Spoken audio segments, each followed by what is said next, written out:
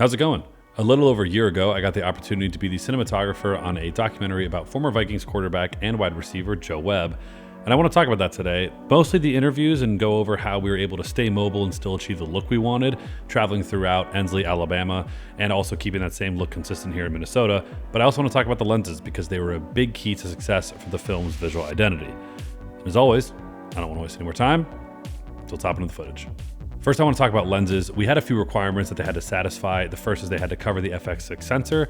We have a fleet of Amiras and FX6s in-house, but we chose the FX6s because the Amiras are very battery hungry and they're very heavy, and the 6s were a better call for traveling a lot, for mobility's sake.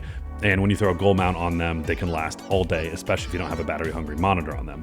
They also had to be expressive, wide open, let a pretty unique flare character through, but stop down. I wanted something that was clean, and we needed something that was durable to handle the production environment. So the Tokina Vistas were the perfect lens, and that's what we landed on for this project. And typically when you're renting lenses for a project, you get the entire set, but we were only able to rent two, so I picked the 35 and the 85. I really liked how they handle interviews. I like what the 35 does for that wider A-cam look, playing it about thigh up, and I like what the 85 does for that more profile, close-up, neck up type of angle. And I was able to lens the entire film on the 35 and the 85.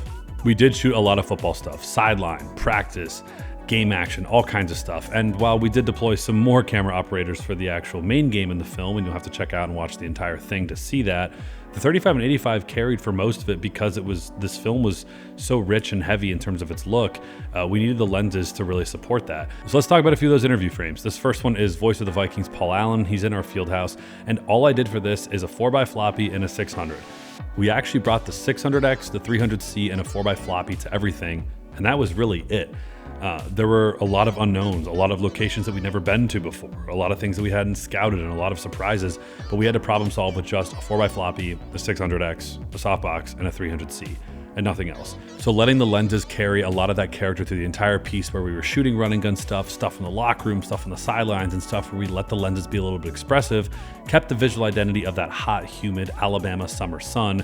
But then when we went for the interviews, like I said, the package had to be mobile and small, and we were able to maintain the look the entire time with just two lights and one 4x.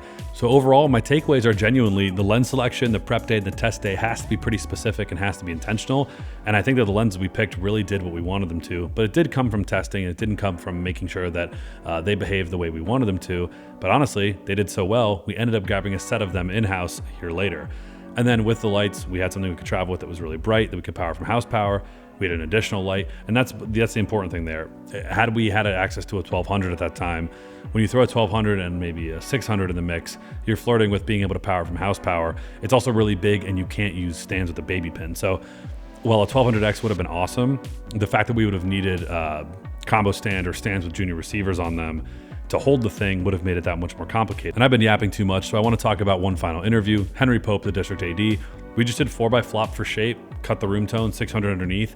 And with the A angle, we played symmetry in the hallway. And with the B, we knew the lens would do a little bit of lifting in the lockers to make it more interesting. And that's it. But I wanted to talk about this because it's a really good example of staying mobile, keeping things simple, not reinventing the wheel, and just leading a little bit on classic theory mixed with some of the more accessible gear that's cheaper now more than ever, and how it can help accomplish what felt like a higher budget production than it actually was. I'm going to be covering a couple of the other documentaries that I've had the opportunity to light and lens recently, but I thought this was a cool one to throw it back to. If you had any questions, as always, throw them in the comments down below. And yeah, I'll see you guys in a bit.